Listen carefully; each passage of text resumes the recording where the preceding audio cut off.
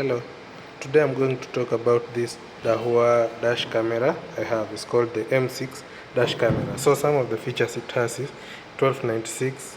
It has supports app interconnection. It can help you with parking monitoring. It has voice control and G sensor.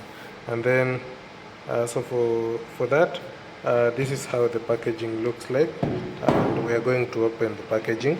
But before that, if you need to get the app for this, you scan any of these QR codes, then you're able to download the app. So in the packaging, we have this, a quick start guide.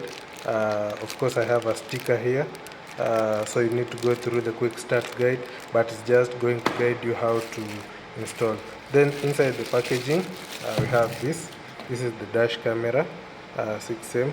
So I have it. It has a camera that you install on the dashboard, then connect a memory card slot, connect a power supply, and then that's it. Then some other accessories we have here that I'm going to open up is this. This is the power plug-in, and also the